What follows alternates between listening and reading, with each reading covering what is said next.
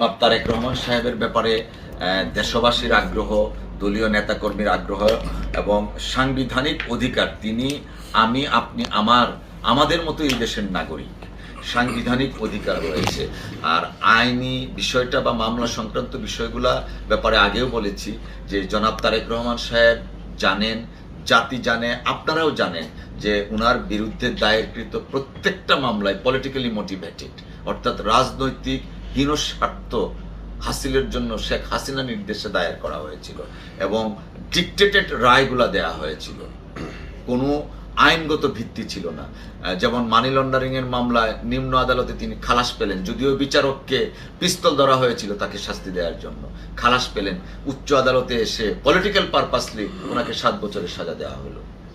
infamous 21শে আগস্টে ওনার বিরুদ্ধে কোনো অভিযোগ নেই, 4টা চার্জশিট হলো, 111-এর সময় চার্জশিট হলো, সেখানেও তার নাম নেই, ওনার নাম